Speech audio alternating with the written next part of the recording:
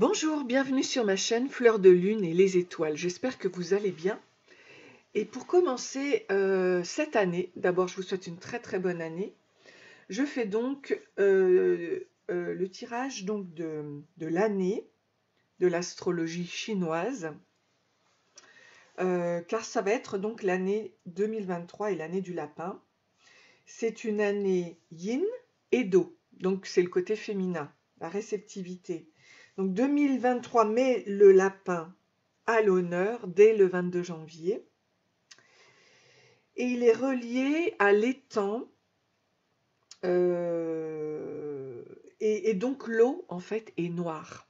Ok.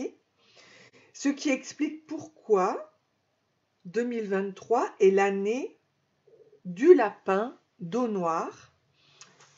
Et on explique que l'eau donc irrigue, mais elle peut aussi inonder.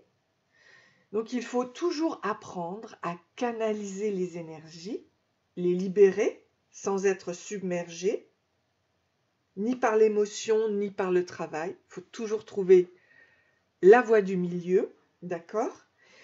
Et surtout, ce qu'il y a de formidable, c'est que en tant qu'alchimiste, il faut bien sûr pouvoir transformer ces énergies négatives en énergies positives. Donc on va voir donc pour chaque tirage ce qu'il en est. Et je vais juste vous dire moi comment je commence l'année en 2023 par rapport à ça. Je me fais un dessin, vous voyez, dans le donner et recevoir. Comme j'ai une âme tout à fait d'aventure. J'ai un esprit d'aventure très grand depuis toujours, depuis l'enfance.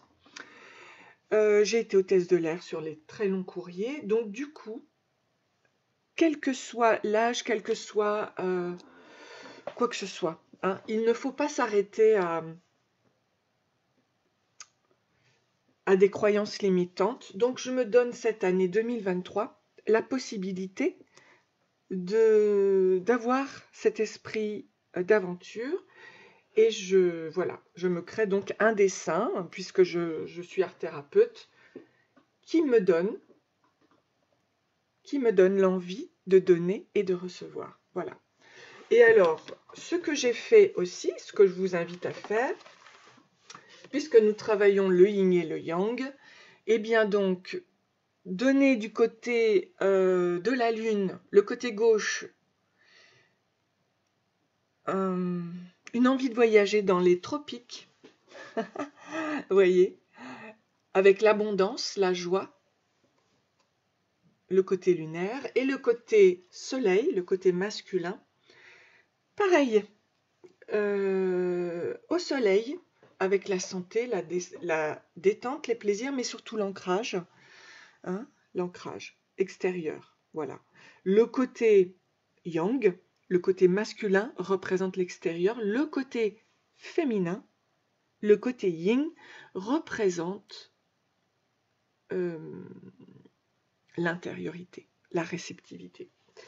Je vous invite donc à être votre propre maître.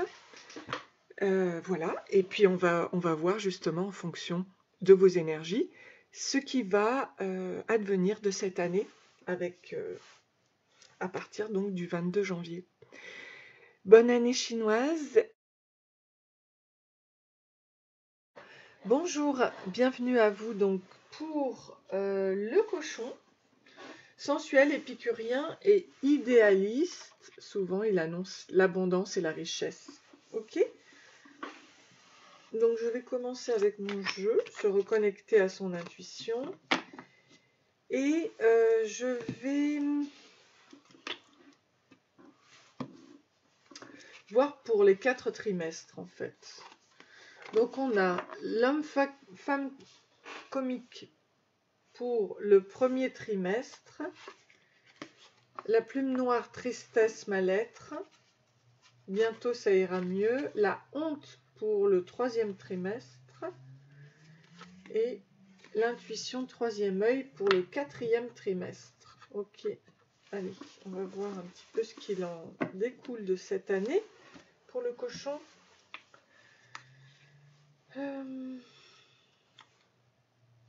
Donc, Populus, le peuple. L'humour est son passe-temps, voyant tout drôlement, c'est une façon de vivre le bonheur et de tendre vers le meilleur. On vous dit que le désordre est total avec le peuple, la dispersion, les bavardages et la nervosité. Ici, avec la plume noire et le mal-être, on vous parle de conjonction, des affinités, l'union et la communication, réunion et la libération. Donc votre ange gardien va vous apaiser, il va y avoir une libération, une honte à travailler, la fortune mineure, fortuna minor, trèfle à 4 feuilles, chance et succès. Donc il va y avoir de la chance qui va arriver par rapport à cette honte. Et le troisième œil, on vous dit que c'est une énergie yang, masculin lumineux, actif, chaud, énergie, extérieur, analytique et force. Ok, pour le troisième œil. Donc on va voir votre histoire.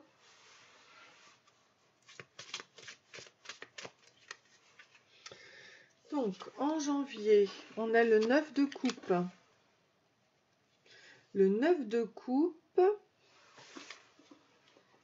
qui nous dit que les vœux sont exaucés. Il y a une réussite, il y a une position confortable, ok.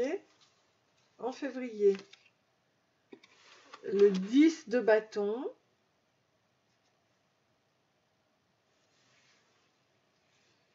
Avec le fardeau et l'oppression. En mars, on a l'univers qui est là avec la pleine lune.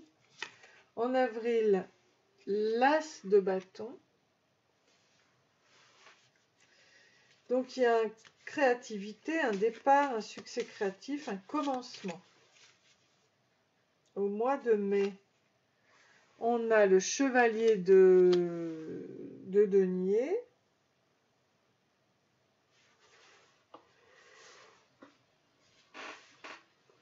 Qui est là pour nous dire, ben écoutez, il vous apporte le progrès, la sécurité, les responsabilités et l'esprit pratique.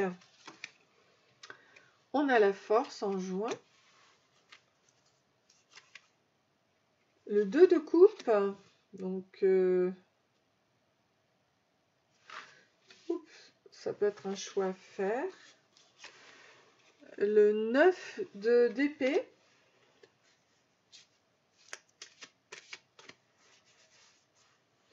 Donc ça, c'est la dépression, les insomnies. Les peurs. Les maladies, excusez-moi, je baille. Le 7 de bâton. Donc là, il faut lutter encore. Au mois de septembre, en mois d'octobre, on a Confucius. On a le 10 de coupe au mois de novembre. Et le 10 de denier au mois de décembre, janvier, début février. Ok, voilà. Alors, ce qu'on peut nous dire ici, la tempérance. Donc, ange, mélange, mais oui, mets de la magie et de la douceur dans tout ce que tu fais. Cette bonté, cette innocence, cette force de bénédiction, c'est ta vraie nature. L'ange gardien n'est autre que ta propre bienveillance. Donc le 9 de coupe, c'est la sécurité, l'abondance. Après, on va jusqu'ici, ben, ça je verrai. Maintenant, je vais voir au niveau des missions par rapport à l'univers, ce qu'il peut donner. Tu as une grande sensibilité. Cette situation met en reflet ta grande sensibilité face au monde. C'est une force qu'il est important de canaliser afin de ne pas porter ce qui ne t'appartient pas. Ok. Avec l'univers, ok. Le 2 de coupe ici, on te dit amorce un changement. Quelque chose doit se transformer pour retrouver l'équilibre et faire avancer la situation de manière positive. Dans ton fort intérieur, tu sais très bien de quoi il s'agit. Pose la première pierre d'un nouvel édifice. Alors, sur Confucius. Ta mission est l'amour. Tu es venu vivre cette incarnation terrestre pour faire grandir l'amour en toi. Regarde le monde avec compassion et sans jugement. Diffuse l'amour autour de toi. Très très bien. Donc ici, par rapport au 10 de denier, on a la reine de denier. Plonge ton attention vers l'intérieur. Rejoins-moi dans la sensation de ce précieux corps humain. Sens chacune de tes cellules vibre à diapason de la terre et des étoiles. Comment pourrais-tu alors manquer de quoi que ce soit? La sagesse du corps sera toujours un refuge. Ok, très bien. Donc, au niveau de l'énergie principale pour le cochon,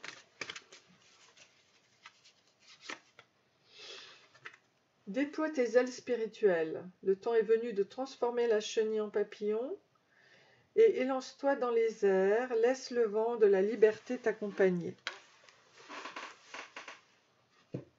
Très bien, écoutez, c'est vraiment chouette. Hein. Alors, que nous dit Oshozen?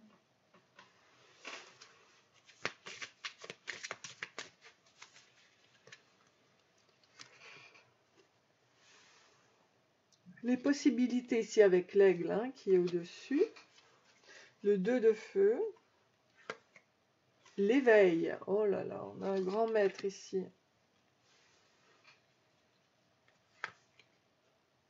Le lâcher prise avec le 8 d'eau et l'ajournement avec le 4.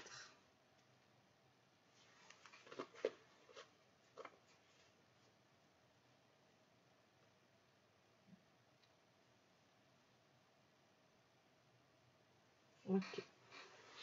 Alors,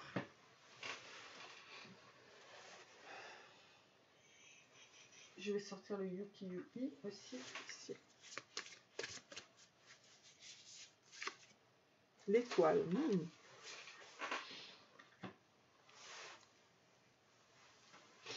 Donc, les possibilités avec le feu, le 2 de feu, c'est l'aigle qui voit tout ce qu'il faut, qui peut le faire arriver. L'aigle voit tout ce qui peut arriver, il est libre. Vos possibilités et votre potentiel sont illimités. D'accord? Donc on a bien l'éveil au niveau des nuages ici.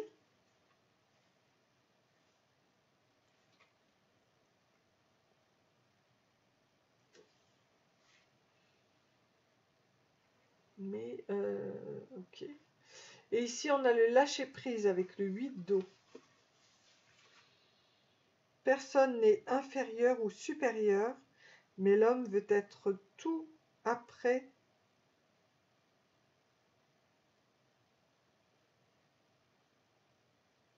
Oh,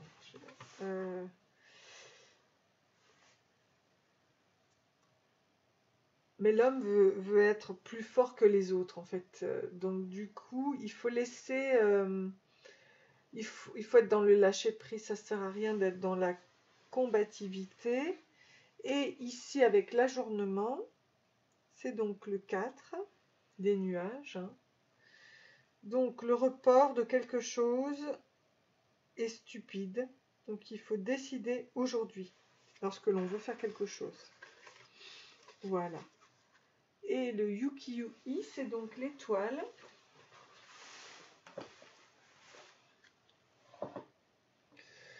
Ok, donc cela veut dire la clarté, la bonne fortune, conseil, idée, espoir, religion et spiritualité.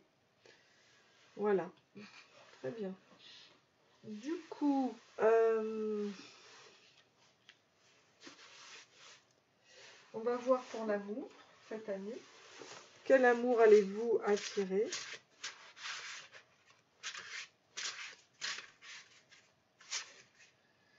L'amour altruiste. Le désir que tous les hommes trouvent leur bonheur et les causes du bonheur. Quant à l'empathie, il s'agit de la capacité d'entrer en résonance affective avec les sentiments d'autrui et de prendre conscience de cette situation. En amour, hein? Voilà. Alors, qu'est-ce qu'on vous dit ici?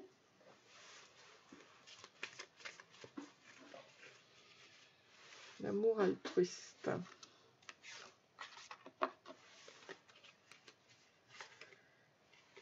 Oui, il y a l'intérêt par rapport au cœur, l'intérêt de l'argent, échec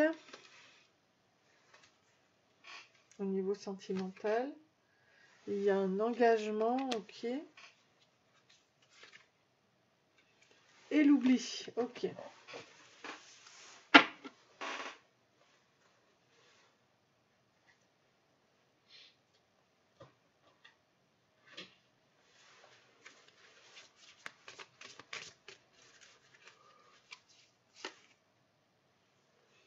Calling your soulmate, appelle ton âme sœur. Vos prières, affirmations et visualisations aideront à vous réunir tous les deux.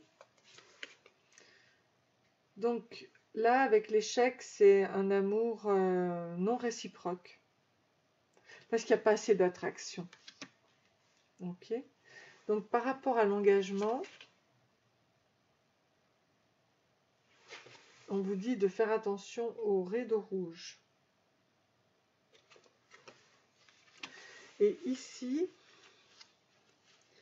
au niveau de l'oubli, on vous parle de very soon. Clearly decide what you want. Donc décidez par rapport à tout ça, à ce que vous voulez, parce que les choses, l'amour arrive très prochainement. Donc ça, c'est avec mon jeu que j'ai fait. Ici, on nous parle de Ranunculus asiaticus. Je t'aime avec passion, je t'aime avec délire. Le renoncule asiatique, dans le langage des fleurs, cela signifie tu es divine, tu es radieuse et charmante, éblouissante. Ton corps est magnifique, elle a une dimension alchimique en passant par la mélancolie à l'obtention progressive de l'or. Je t'aime avec passion, je t'aime avec délire. C'est très joli. Voilà. Et maintenant, on va terminer par les petites charms.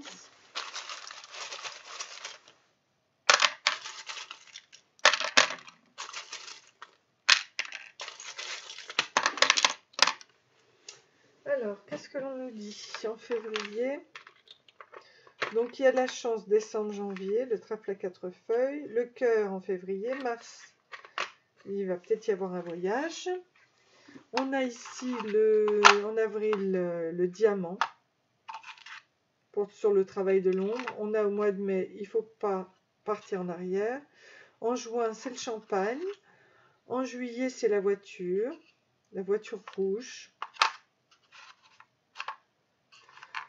On a 2 fois l'étoile ici en août. Ici, on a septembre. Chakra racine orange, chakra sacré. Et chakra de la gorge avec ça pour jouer de la guitare. Et octobre-novembre, l'ancrage et le sac rouge de la richesse. Voilà, merci, merci. Donc, écoutez, si ce message vous a plu, n'hésitez pas à liker et à vous abonner. Bisous, à bientôt.